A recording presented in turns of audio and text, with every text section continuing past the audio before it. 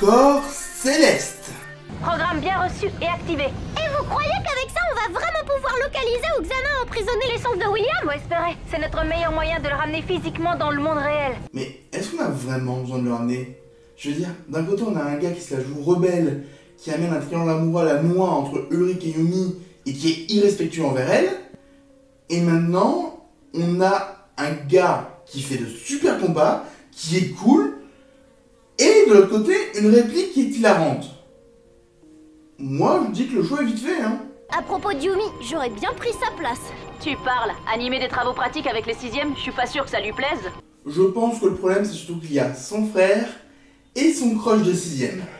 Pour célébrer le passage exceptionnel de la comète VG724 à proximité de l'orbite terrestre, nous allons fabriquer une maquette géante du système solaire pour visualiser sa trajectoire et mieux comprendre sa périodicité. Étant donné que d'après mes recherches, cette comète n'existe pas, je me demande si ça vaut le coup de faire tout ce travail pour rien. Y a-t-il des questions? Est-ce que je peux faire équipe avec Yumi? Ah, Johnny, tu es un personnage tellement sympathique. Non, j'arrive pas à mentir. T'es chiant. La masse et la vitesse du météore VG724 sont telles que s'il percutait la Terre, il provoquerait une explosion équivalent à 1000 bombes atomiques. Ce serait l'extinction de la flore et de la faune et de l'espèce humaine. Mais bien sûr, tout ceci n'a aucune chance d'arriver. J'adore la journaliste qui fait exprès de vous faire peur pour au final dire « LOL, c'était une blague !» Par ailleurs, des informations confidentielles font état d'un satellite militaire qui serait doté d'un canon laser qui serait capable de dévier la course de ce genre de menaces météoritiques. Des informations confidentielles? Vraiment? À vous de jouer! Une petite seconde, Suzanne. J'ai une information capitale à faire passer. Ça va, faut être débile pour se blesser avec un piquet. Ah bon? Débile ou maladroit? Désolé Aelita, mais va falloir rentrer dardard sur Lyoko. Tour activé. Au moins, ils sont déjà un peu sur place. C'est pas mal. Ça y est, j'ai fini. Elle est pas belle, ma terre? Regarde Yumi, je t'ai décroché la lune. Alors, autant la lune est un peu ressemblante, autant la Terre est en rouge. Hiroki, soit tu n'es vraiment pas doué, soit tu es complètement débile. S'il vous plaît, un miracle pour me sortir de là. Allô? Ce n'est pas un miracle, c'est Jérémy. Nous venons d'apprendre que la comète VG724 a explosé en plein vol et s'est désintégrée. Qu'est-ce que c'est que cette histoire? Après un tir du satellite... non, pour des raisons inconnues. Rectification. Les observatoires internationaux nous confirment que la comète se porte bien et va bientôt tranquillement s'écraser sur... nulle part. Elle va passer très loin de la Terre. Ah, les médias. On peut tellement leur faire confiance. Et de toute façon, on pourra la dégommer avec le satellite qui bien sûr n'existe pas. Tout ceci n'était qu'un poisson d'avril. On n'est pas en avril, on est en juillet. C'est quoi ce charabia? Voyons. Programme d'observation spatiale. Cométoïde VG 724. Il a un moteur de recherche Kiwi. On peut l'acheter où? Xana a réussi à dévier la course d'une comète. Ça va provoquer une pluie de météorites qui va s'abattre sur Terre. Quoi? T'en es sûr? Bah, en fait, d'après mes calculs, l'essentiel des résidus de la pluie de météorites se désintégrera en entrant dans l'atmosphère. Par contre, le plus gros éclat qui arrive derrière s'écrasera... Oh non! Sur l'usine! Ah! Pas de chance, hein?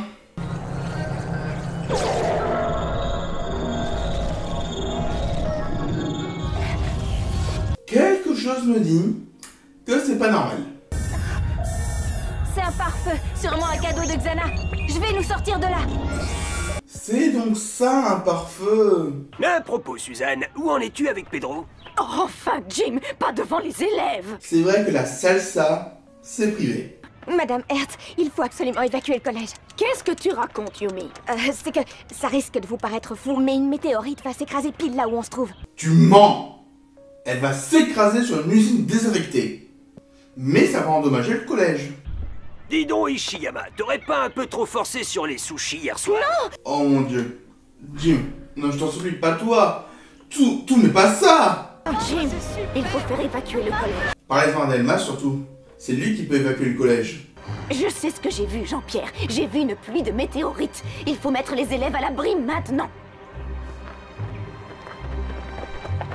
Bon, dans le doute, je veux bien faire évacuer le collège, mais je veux absolument éviter la panique. Dans le doute? Tu Tu as devant toi l'une des personnes les plus calées scientifiquement de ton collège et tu as un doute? Pourquoi tu es proviseur déjà? En détruisant le supercalculateur, Xana détruira aussi Lyoko, mais aussi notre seule possibilité de retour dans le monde réel. Mais pourquoi il veut nous piéger ici? Pour toi, Aelita, c'est toi que Xana veut capturer depuis qu'on a recréé Lyoko. Et s'il peut tuer Jérémy en prime, Xana serait content. Ça y est, j'ai trouvé la faille dans l'algorithme. C'était simple comme bonjour. Le système surcompense les poussées, mais met 3 millisecondes à inverser la polarité. Mais oui, en synchronisant la poussée initiale, t'as une chance de neutraliser la distorsion sinusoïdale. Traduction? C'est le principe de l'élastique. Accrochez-vous. Bizarrement, j'ai compris.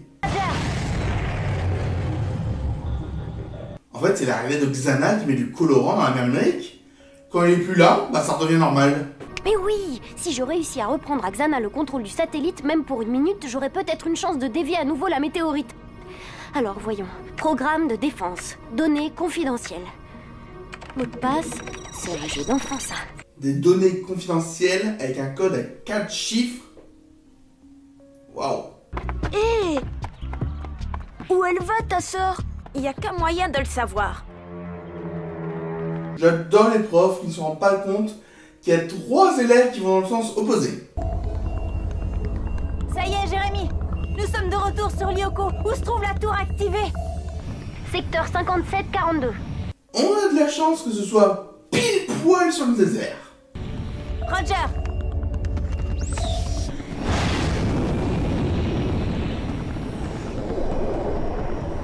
La voilà. Faudrait faire toutes les missions en skill, hein. C'est beaucoup plus simple. Hein.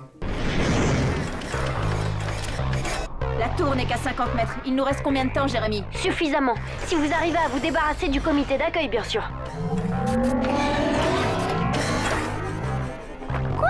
C'est tout? Je vais pas gâcher une flèche laser pour un lâche? Les cancrelats n'essayent même plus de se battre. Bah dis donc.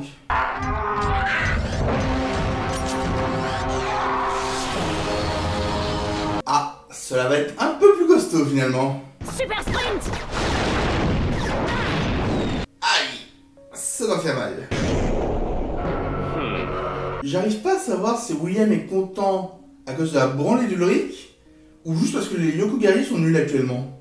C'est chaud. Normal, c'est le désert! Je suis limite surpris qu'on ait pas eu cette blague avant. Ça y est, Jérémy, je suis sur le toit. Comment est-ce que je procède? Ça y est, je l'ai. Bien, maintenant tu le coupes bien droit. C'est bien gentil, mais j'ai pas de couteau.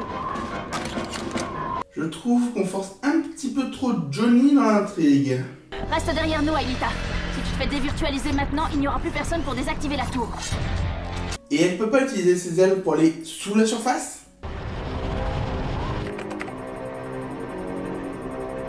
Non, trop tard. Trop tard. Donc la partie avec Johnny et Hiroki n'a servi à rien dans l'intrigue.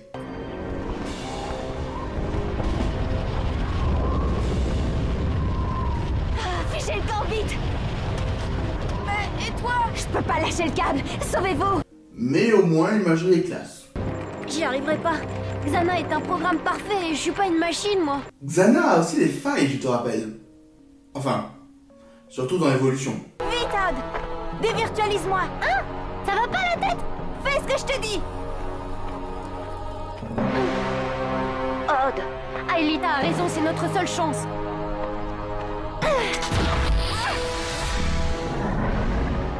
D'accord. Ça va être compliqué, je sens.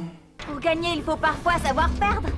Pourvu que Xana l'ait compris. Et s'il n'a pas compris, vous êtes tous morts.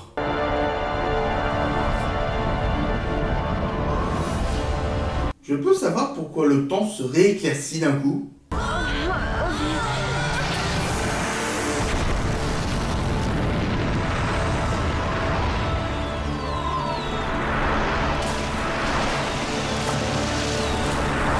La tension dans cet épisode est juste excellente. Bravo, Jérémy, un tir parfait. Mais c'est pas moi, c'est Xana. Il a renoncé à son plan trop parfait. Xana voulait encore plus mettre la main sur moi que détruire le supercalculateur. Moi, sur Terre, il ne pouvait faire les deux. Donc c'était pas si parfait que ça en fait. C'est exact, vous m'avez bien aidé aujourd'hui. Ça, je ne manquerai pas de te le rappeler. Oh, ça, faudrait que tu t'en souviennes. Retour vers le passé. J'adore Yumi qui active le retour vers le passé quand elle veut. changé l'animation. Ça c'est cool. Vous ne le croirez pas, mais on a eu la meilleure note. Effectivement, je ne te crois pas. Ou alors les autres sont vraiment nuls. Une planète bleue rouge. Et du coup, j'ai promis à Johnny de garder sa lune en cadeau. Tu dis ça devant Ulrich? Il risque d'être jaloux, non? Et le meilleur Yoko guerrier, c'est... personne. Aucun monstre n'a été détruit. Il y a juste Hulk qui a tué Aelita. Et je vais quand même pas mettre un point Xana quand même. Si? C'est l'heure de la vie de Objectif. Un épisode que j'avais totalement oublié et dont la tension dramatique et l'imagerie sont saisissantes. C'est dommage de mettre en avant Johnny et Rookie alors qu'ils ne sont pas vraiment nécessaires. Mais on fait avec. Et l'idée que les Yoko guerriers doivent perdre pour gagner est une bonne chose. De plus, l'absence de réel combat sur Yoko est également impressionnant. C'est un réel plaisir de redécouvrir cet épisode. C'était l'avis du professeur Objectif.